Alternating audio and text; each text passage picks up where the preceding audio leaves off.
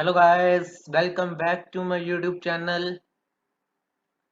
जैसा कि आपको पता है, हमने नेशनल इनकम चैप्टर को स्टार्ट किया था और लास्ट क्लास में हमने उसके रिलेटेड एग्रीगेट्स को देखा था। कुछ टर्म्स थी जिनको हमने अंडरस्टैंड किया था, समझा था उसको अच्छे से।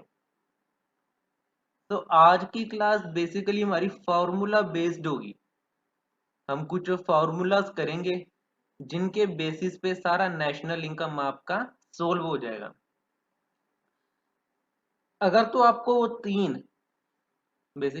फार्मूलाज हैं, अगर वो आपको तीन फार्मूलाज अच्छे से समझ आ गए तो आप कोई भी फार्मूला फॉर्मुलेट कर सकते हैं, शफलिंग कर सकते हैं फॉर्मूला की। बेसिकली क्या है, उन तीन फार्मूला से आप शफलिंग कर सकते हैं। अगर वो तीन फार्मूलाज आपको समझ नहीं आते इन केस, तो फिर में भी शफलिंग में थोड़ी आपको दिक्कत आएगी।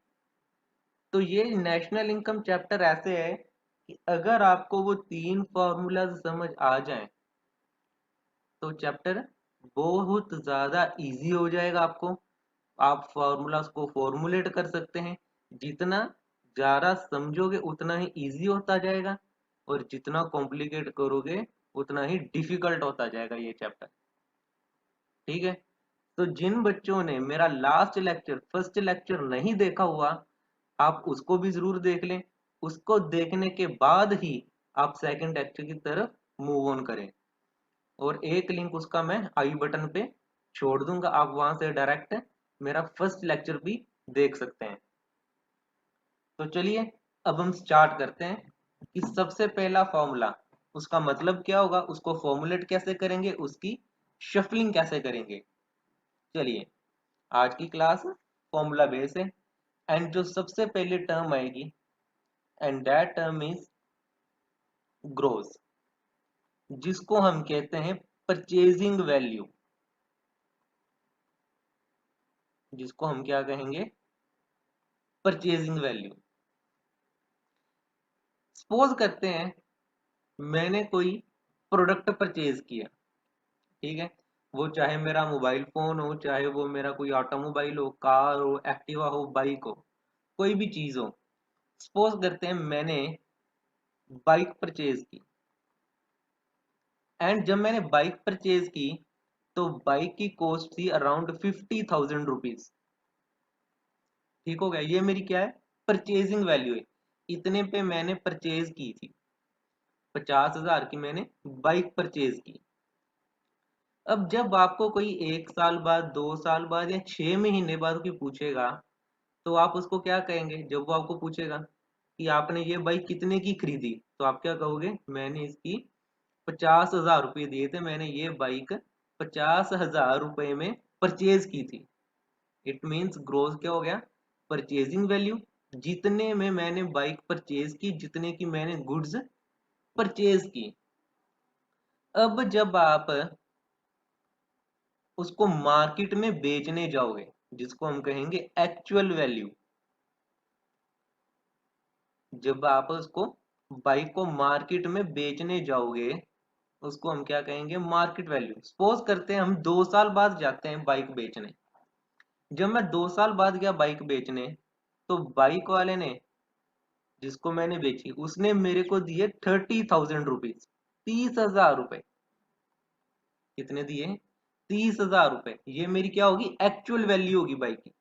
बाइक तो मैंने 50,000 में परचेज की थी, बट बिकी कितने की, 30,000 में, जिसको हम क्या कहते हैं, एक्चुअल वैल्यू, नेट वैल्यू। अब इसमें 20,000 का जो डिफरेंस आ रहा है 50,000 और 30,000 में, जो 20,000 का डिफरेंस आ रहा है, वो मेरा लॉस नहीं है, वो क्या है, डेप्रीसिएशन है। वो क्या है, मेरी डेप्रीसिएशन है। और जो बच्चे कॉमर्स से रिलेटेड होंगे, उन्होंने +1 में ही स्टडी किया होगा कि डेप्रीसिएशन क्या होती है। और जिन बच्चों ने डेप्रीसिएशन का मतलब नहीं पता, कॉमर्स स्ट्रीम से नहीं है, तो मैं उनको बता दूं डेप्रीसिएशन क्या होती है। Depreciation means fall in the value of fixed assets, मतलब fall in the value of asset. जब हम कोई चीज परचेज करते हैं, उसकी वैल्यू में कोई गिरावट आनी, उसको क्या कहेंगे, डेप्रिसिएशन। और डेप्रिसिएशन जब वैल्यू घटेगी, वो टाइम के हिसाब से घटेगी। जैसे मैंने 2 महीने 2 साल बाइक परचेज करके उसको बेचा, ठीक है ना, वो पैसेज ऑफ टाइम हो गया कि टाइम के हिसाब से उसकी वैल्यू कम हो गई। ठीक है।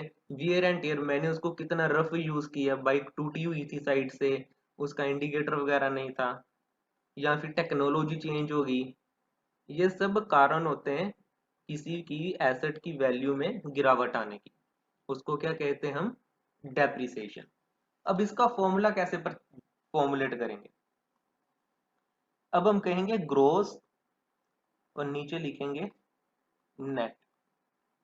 जब भी हम ग्रोस से नेट पे आएंगे तो हम डेप्रिसिएशन माइनस करेंगे। जब भी हम ग्रोस से कहां पर आएंगे, नेट पे आएंगे, तो डेप्रिसिएशन माइनस होगी। और जब वापस नेट से ग्रोस पे आएंगे तो डेप्रिसिएशन मेरी ऐड होगी। ठीक है। जो 20,000 रुपये आया था वो डेप्रिसिएशन था। इट मीन्स जब ग्रोस से नेट पे आऊंगा तो डेप्रिसिएशन माइनस करेंगे, और जब वापस नेट से ग्रोस पे जाऊंगा तो मैं डेप्रिसिएशन ऐड बैक कर दूंगा। ठीक हो गया, ये हमारा हो गया first formula, that is my first formula. अब मूव ऑन करते हैं सेकंड फॉर्मूला की तरफ। एक होगा मेरा फैक्टर कॉस्ट, जिसको हम कहेंगे cost of production, cost of production. Next term होगी मेरी मार्केट प्राइस, जिसको हम कहेंगे सेलिंग प्राइस। अब कॉस्ट ऑफ प्रोडक्शन का मतलब क्या हुआ, फैक्टर कॉस्ट का बेसिक मीनिंग क्या हुआ, मैंने कोई चीज मैन्युफैक्चर की, मैन्युफैक्चर करने के लिए उस पे जो भी एक्सपेंसेस, जो भी मटेरियल लगा, और जो मेरा फाइनल गुड बना, उसको बनाने की कॉस्ट, ठीक है, उसको क्या कहेंगे, कॉस्ट ऑफ प्रोडक्शन। सपोज करते हैं मैंने कोई प्रोडक्ट मैन्युफैक्चर किया और उसकी कॉस्ट आई ₹8, 8 रुपए में वो बना। और जाहिर सी बात है, अगर वो मेरे को चीज 8 रुपए की पड़ रही है तो मार्केट में आके कितने की सेल करूंगा मैं, 10 रुपए की सेल करूंगा।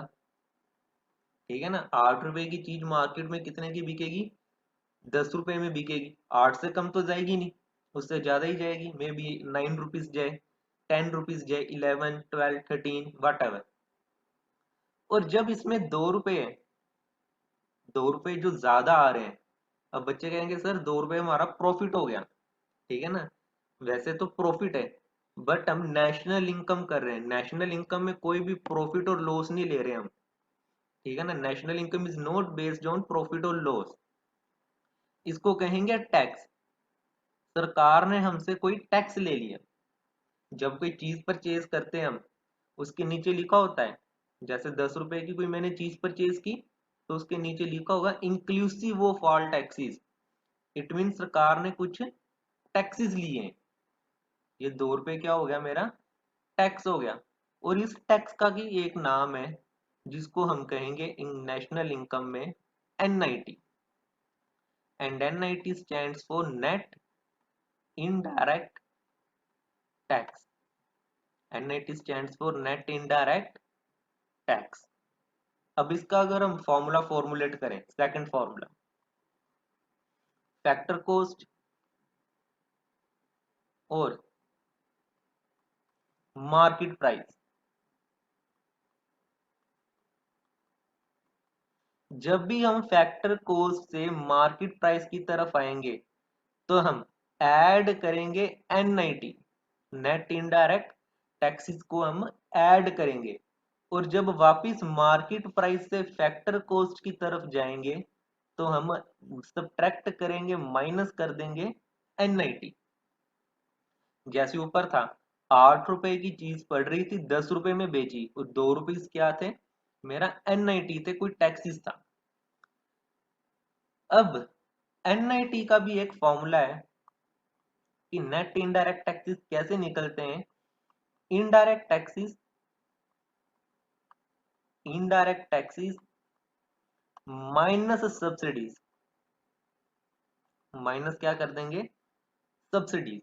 अब इनडायरेक्ट टैक्स कौन कौन से हो सकते हैं, एक्साइज ड्यूटी हो गया मेरा, मेरी वो जीएसटी वगैरह हो गई, ये मेरे सब क्या है, इनडायरेक्ट टैक्सेस हैं। ठीक है, चलिए फर्स्ट हमने कर लिया ग्रोस टू नेट, जब आएंगे तो माइनस करेंगे डेप्रिसिएशन, और नेट से वापस ग्रोस पे जाएंगे तो ऐड करेंगे डेप्रिसिएशन। सेकंड हमने किया फैक्टर कॉस्ट से मार्केट प्राइस की तरफ आएंगे तो हम एनआईटी को ऐड करेंगे, और मार्केट प्राइस से फैक्टर कॉस्ट की तरफ जाएंगे तो एनआईटी को माइनस करेंगे। और इनडायरेक्ट टैक्सेस के मैंने बताया कि ये एक्साइज ड्यूटी और जीएसटी हो सकती है। जो डेप्रिसिएशन है, जैसे इनडायरेक्ट टैक्सेस हैं, उसके मैंने आपको दो तीन एग्जांपल्स दी। जो मेरे डेप्रिसिएशन है, हो सकता है आपको क्वेश्चन में डेप्रिसिएशन सीधी गिवन हो, डायरेक्ट गिवन हो कि डेप्रिसिएशन इतने रुपीज है, नहीं तो डेप्रिसिएशन के कुछ नेम्स हैं जो नॉर्मली नेशनल इनकम में यूज होते हैं। सबसे पहला नाम है depreciation is also known as current replacement cost. Depreciation के दो तीन नाम है। फर्स्ट आ गया depreciation is also known as current replacement cost. Second आ गया मेरा replacement cost of, replacement cost of fixed capital. Depreciation का दूसरा नाम replacement cost of fixed capital. Third क्या आ गया, consumption of, consumption of fixed capital. एक आ गया current replacement cost, replacement cost of fixed capital, consumption of fixed capital, और चौथा नाम है, fourth name is capital consumption allowance, capital consumption allowance. हो सकता है क्वेश्चन में आपको डेप्रिसिएशन डायरेक्ट गिवन हो, अगर डेप्रिसिएशन नहीं गिवन, डेप्रिसिएशन किसी और नाम से, current replacement cost, replacement cost of fixed capital, consumption of fixed capital, capital consumption allowance, कोई भी नेम आपको क्वेश्चन में दिखता है तो वो क्या है, डेप्रिसिएशन है। तो डेप्रिसिएशन के ये चार नाम है। ठीक हो गया, दो फॉर्मूलाज कर लिए, ग्रोस नेट और factor cost to market price. Now the third one is domestic income, domestic income and national income. Domestic income और नेशनल इनकम। डोमेस्टिक इनकम क्या हो गया, वो इनकम जो हमने इंडिया में अर्न की, जो हमने अपनी कंट्री में अर्न की, that is inside the country. वो इनकम जो हमें अपनी कंट्री से हो रही है, इनसाइड द कंट्री। और नेशनल इनकम हो गया कि कम, जो भी इनकम हो रही है इनसाइड द कंट्री से तो हो ही रही है, हमें अपनी कंट्री से तो हो ही रही है, और वो लोग जो बाहर जाके काम कर रहे हैं वहां से इनकम आ रही है, उसको हम कहेंगे नेशनल इनकम। मींस जो हमें इनकम अपनी कंट्री से हो रही है, प्लस वो लोग जो बाहर जाके काम कर रहे हैं उनकी इनकम जो इंडिया में आ रही है उसको ऐड कर देंगे तो वो क्या बन जाएगी, हमारी नेशनल इनकम बन जाएगी। That is inside plus outside. Domestic income means inside the country and national income is inside plus outside, जो हमें इंडिया से भी हो रही है और बाहर से भी हो रही है। उन दोनों को ऐड कर देंगे, उसको क्या कहेंगे, नेशनल इनकम। सपोज करते हैं मेरे को 1000 इंडिया से इनकम हुई, डोमेस्टिक इनकम इज 1000 और नेशनल इनकम इज 1200। जो ये 200 रुपए का डिफरेंस आ रहा है, इसको क्या कहेंगे हम, कि ये वो इनकम है जो हमें बाहर से हो रही है। ठीक है ना, 1000 तो मेरी डोमेस्टिक इनकम थी और मेरी नेशनल इनकम कितनी होगी, 1200। इट मीन्स 200 रुपया जो एक्स्ट्रा इनकम हो रही है वो क्या है मेरी, NFIA। NFIA की full form net factor income, net factor income from abroad. Net factor income from abroad, जैसे NITO को कैलकुलेट करने का फॉर्मूला था, इसी तरह मेरा NFIA का भी फॉर्मूला है। एंड दैट फॉर्मूला इज जितनी income factor income received from abroad, factor income received और earned from the abroad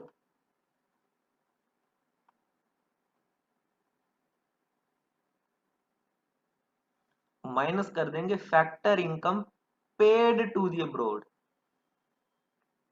मतलब रिसीव में से पेड को माइनस कर देंगे।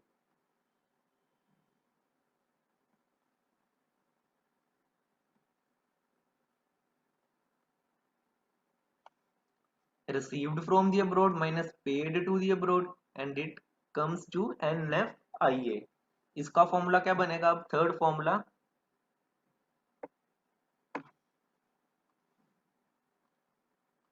Domestic national. जब भी हम डोमेस्टिक से कहां पे आएंगे, नेशनल पे आएंगे, तो ऐड करेंगे NFIA। नेशनल पे डोमेस्टिक पे वापस जाएंगे तो माइनस कर देंगे NFIA and NFIA is equal to received में से पेड को माइनस कर देंगे। रिसीव्ड में से पेड को क्या कर देंगे, माइनस कर देंगे। बच्चों ये तीन फॉर्मूलाज थे, सारी नेशनल इनकम मीन तीन फॉर्मूला पे ही बेस्ड है। बस हमने इसको शफलिंग करनी है फॉर्मूला फॉर्मुलेट करते वक्त। आज की क्लास हमने बस इस पे ही रखनी थी, तीन फॉर्मूलाज पे। फर्स्ट कौन सा किया था, अगर आपको एक बार फिर से उसको दिखा दूं मैं। फर्स्ट किया हमने, जब ग्रोस से नेट आएंगे तो डेप्रिसिएशन माइनस कर देंगे, नेट से ग्रोस पे जाएंगे तो डेप्रिसिएशन ऐड बैक कर देंगे। और डेप्रिसिएशन के नेम करंट रिप्लेसमेंट कॉस्ट भी हो सकता है, replacement cost of fixed capital, consumption of fixed capital, capital consumption allowance.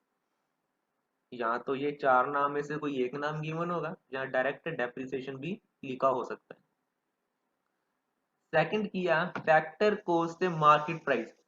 Factor cost से मार्केट प्राइस पे आएंगे तो NIT ऐड करेंगे, फैक्टर कॉस्ट से मार्केट प्राइस से फैक्टर कॉस्ट जाएंगे तो माइनस कर देंगे NIT। और थर्ड हमने किया डोमेस्टिक से नेशनल पे आएंगे तो ऐड कर देंगे और नेशनल से डोमेस्टिक पे जाएंगे तो माइनस कर देंगे NFIA and NFIA is equal to received minus paid. अगर ये वीडियो आपको अच्छी लगी है तो आप इस चैनल को सब्सक्राइब ज़रूर कर दें, वीडियो को लाइक भी कर दें और ये वीडियो आप आगे भी शेयर कर दें। बस ये बच्चों आप तीन फॉर्मूलाज को अच्छे से आप देख लेना, कॉपी पे नोट डाउन कर लेना। नेशनल इनकम सीरियसली बहुत इजी होने वाला है। नेक्स्ट क्लास में हम इसके न्यूमेरिकल्स क्वेश्चंस हम सोल्व करेंगे। और एक इम्पोर्टेंट अनाउंसमेंट ये भी है कि अब हम नेक्स्ट वीक नेशनल इनकम के ऊपर एक लाइव सेशन भी रखेंगे, जिसमें आप मुझसे डायरेक्टली अपने डाउट्स पूछ सकते हैं कि सर हमें इस क्वेश्चन में या इस फॉर्मूला में डाउट है। वो डाउट सोल्विंग सेक्शन होगा जिसमें हम आपके सारे डाउट्स वगैरह को क्लियर करेंगे, एंड वो लाइव सेशन होगा। ठीक है, तब तक के लिए आप इन चैनल को सब्सक्राइब कर दें और वीडियो को लाइक भी कर दें, और ये 3 फॉर्मूलाज को आप अच्छे से देख भी लें।